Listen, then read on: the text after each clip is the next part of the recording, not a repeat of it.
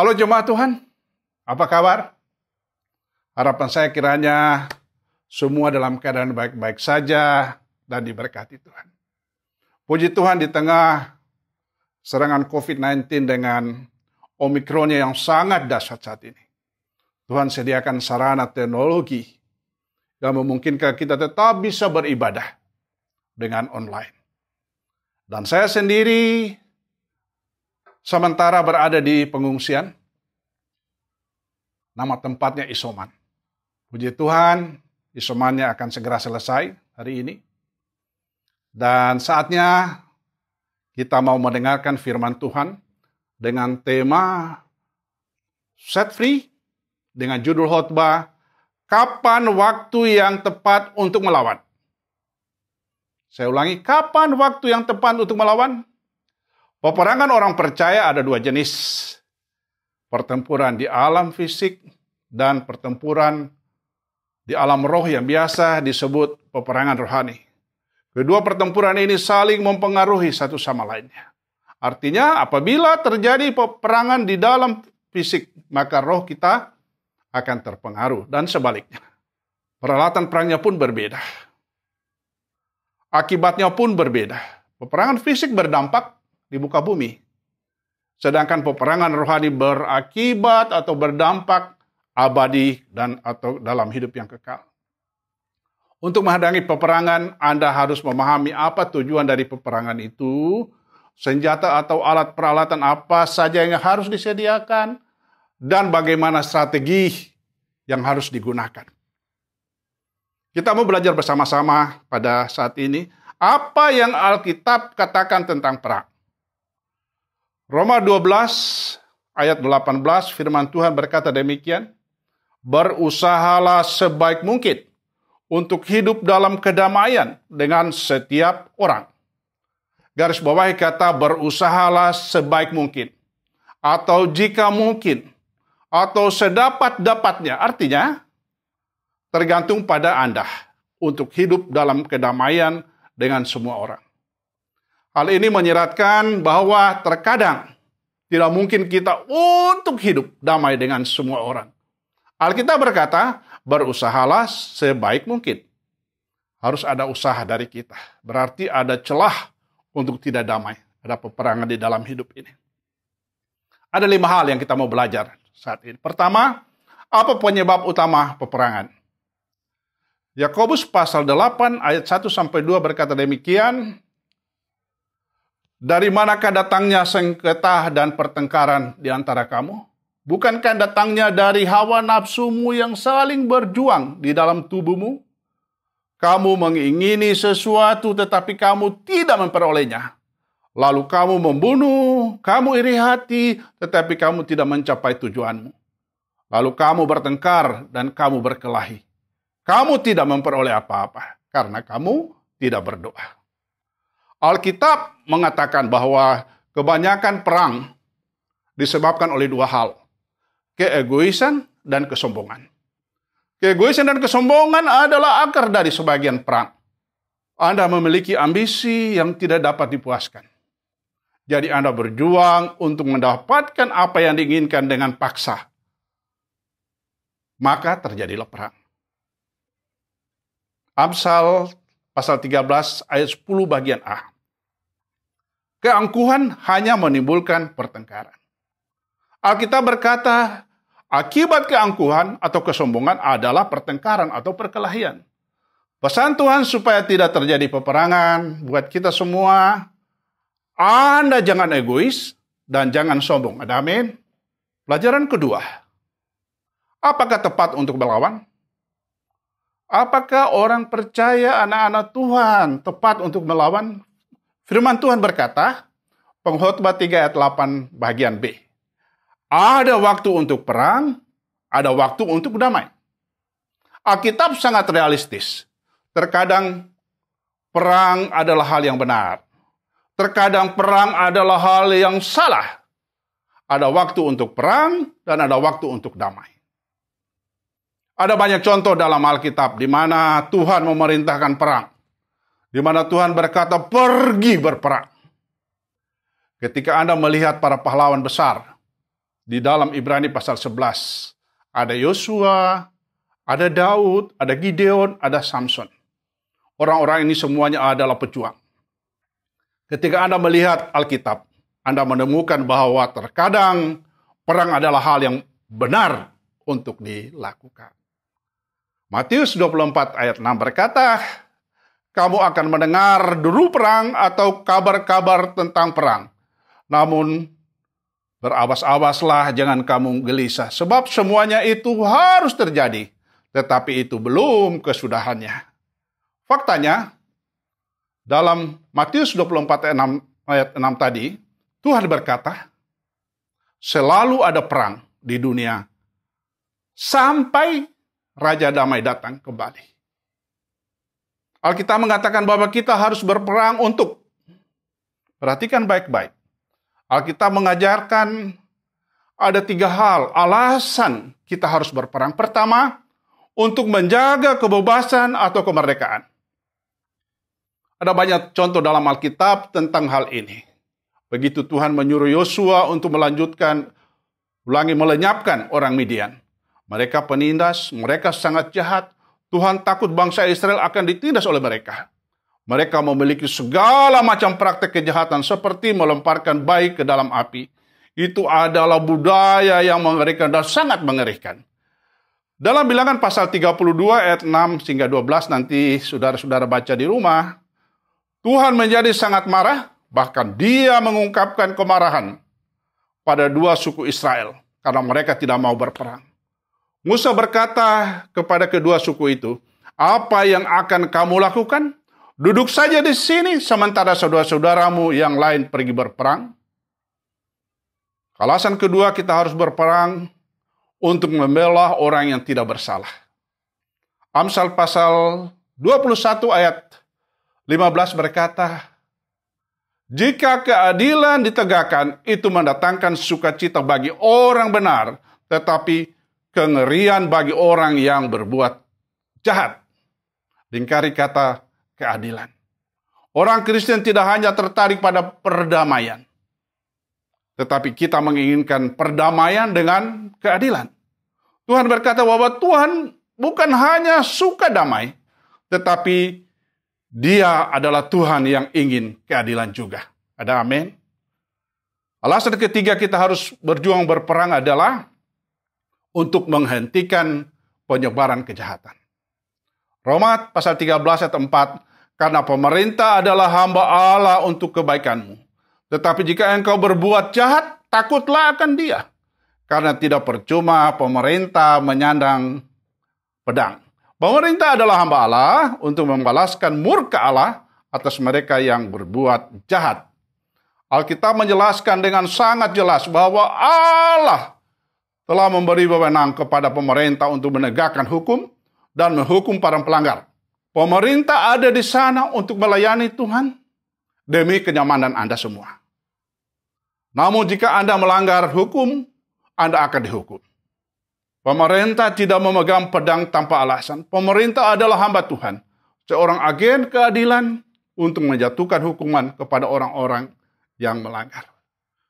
Ya, pelajaran yang ketiga, apakah dunia akan memiliki perdamaian yang permanen? Jawabannya yes, suatu hari nanti. Hal itu akan terjadi pada saat Yesus Kristus datang kembali.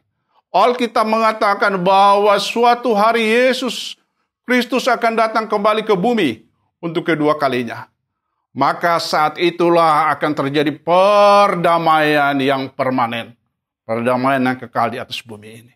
Yesaya 2 ayat 4 berkata, yang akan menjadi hakim antara bangsa-bangsa dan akan menjadi wasit bagi banyak suku bangsa. Maka mereka akan menempah pedang-pedangnya menjadi mata bajak dan tombak-tombaknya menjadi pisau pemangkas.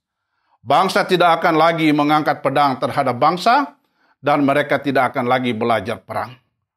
Nubuatan Nabi Yesaya bahwa damai yang kekal itu akan terjadi pada saat Yesus Kristus datang kedua kalinya ke dunia menjadi hakim. Pedang-pedang akan menjadi mata bajak. Tombak-tombak akan menjadi pisau pemangkas. Tidak ada lagi latihan perang. Haleluya. Jadi kesimpulannya bahwa perang itu akan berhenti apabila Tuhan Yesus datang pada kali yang kedua. Pelajaran kita yang keempat, apakah ini perang yang terakhir? Perang yang terakhir akan terjadi pada saat Kristus datang pada kali yang kedua sebagai hakim. Kapan itu tidak ada seorang pun yang tahu, kecuali Bapa di surga. Lukas 21 ayat 9 berkata, dan apabila kamu mendengar tentang peperangan dan pemberontakan, janganlah kamu terkejut, sebab semuanya itu harus terjadi dahulu, tetapi itu tidak berarti kesudahannya akan datang segera.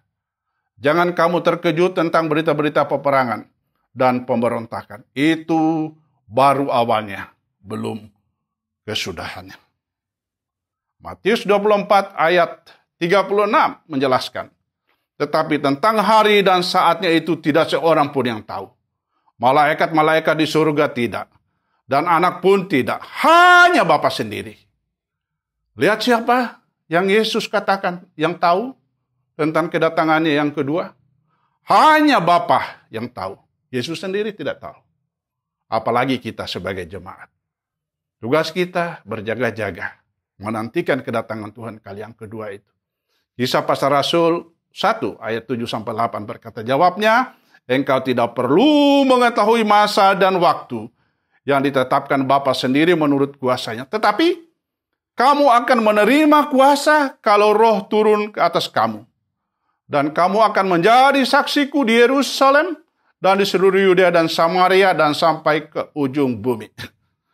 Pada masa sulit di peperangan terakhir itu, orang yang percaya Yesus, saudara dan saya, akan menerima kuasa yaitu Roh Kudus.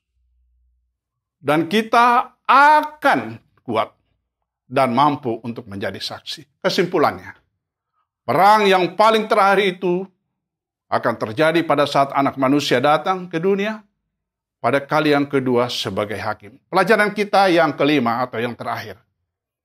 Bagaimana respon kita terhadap peperangan?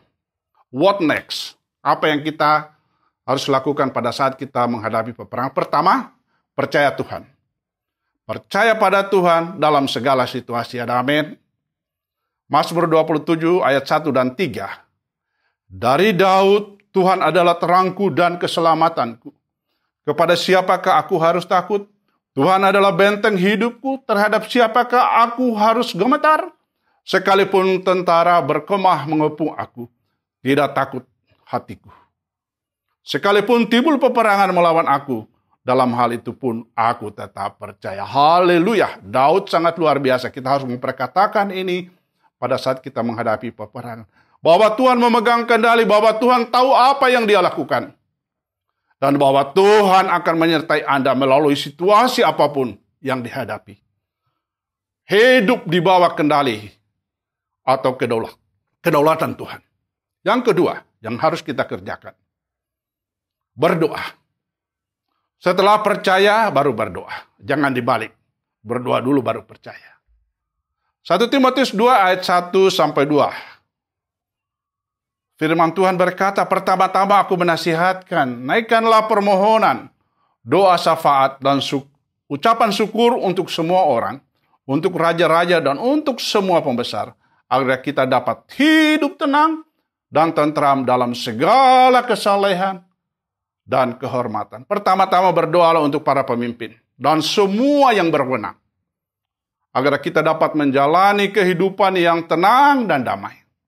Hal pertama yang harus Anda doakan adalah para pemimpin kita, karena mereka membuat keputusan. Perhatikan manfaat berdoa bagi para pemimpin Anda. Anda akan menjalani kehidupan yang tenang dan damai. Kita harus berdoa bagi para pemimpin negara, pemimpin gereja, pemimpin rumah tangga, dan lain-lainnya pada saat kita dalam peperangan. Yang ketiga, pada saat peperangan carilah kedamaian. Firman Tuhan mengajarkan pada Mazmur 34 ayat 15, jauhilah yang jahat dan lakukanlah yang baik. Carilah perdamaian dan berusahalah mendapatkannya. Apa arti mencari perdamaian? Berpaling dari kejahatan dan lakukan yang baik. Saya ulangi. Apa artinya mencari kedamaian? Berpaling dari kejahatan dan lakukan yang baik. Mencari kedamaian berarti carilah kedamaian dan kejar itu. Mencari kedamaian artinya melakukan apapun yang Anda bisa untuk membawa kedamaian. Firman Tuhan berkata, berbahagialah orang yang membawa damai. Mereka akan disebut anak-anak Allah. Haleluya. Yang terakhir. Yang keempat yang harus kita lakukan, saling tolong-menolong. Galatia pasal 6 ayat 2. Bertolong-tolonglah menanggung beban. Demikianlah kamu memenuhi hukum Kristus. Alkitab mengatakan, memikul beban satu sama lain adalah memenuhi hukum Kristus. Di masa krisis seperti sekarang ini, saat inilah gereja benar-benar menunjukkan dirinya sebagai sebuah keluarga. Kita akan menjadi keluarga besar, di mana kita adalah jaringan untuk mendukung kehidupan mereka yang berdampak oleh COVID-19. Pelajaran terakhir buat kita saat ini. Alkitab mengatakan bahwa ada peperangan yang terjadi antara orang percaya dengan iblis. Melawan kuasa-kuasa kejahatan dalam dunia ini yang sering disebut peperangan rohani. Analoginya yang paling sering digunakan untuk seorang Kristen dalam perjanjian baru adalah seorang prajurit. Katakan, saya prajurit.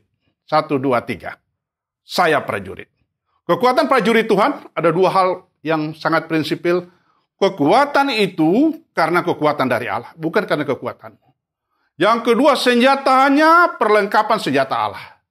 Jadi dalam peperangan rohani, jangan bawa senjatamu yang di rumah, tetapi pergunakan perlengkapan senjata Allah. Prajurit Tuhan adalah jemaat yang dikasihi Tuhan. Pasangan Tuhan melalui firman-Nya saat ini. Marilah bertarunglah dengan baik. Kenakan seluruh perlengkapan senjata Allah. Berjuanglah. Taklukkanlah. Atasilah. Dan raihlah kemenangan. Ada amin. Iblis berusaha menarik orang menjauh dari Tuhan. Adalah tugas kita sebagai prajurit Tuhan untuk pergi keluar dan menjangkau mereka dengan kasih-Nya. Respon kita dalam menghadapi peperangan, saya ulangi lagi, ada 4 hal. Pertama, percaya kepada Tuhan. Yang kedua, berdoa. Carilah kedamaian. Yang keempat, saling tolong-menolong. Hal ini berlaku baik dalam peperangan fisik maupun peperangan rohani. Apa peperanganmu saat ini? Apa masalahmu saat ini? Untuk menjadi pemenang, kita sudah belajar firman Tuhan.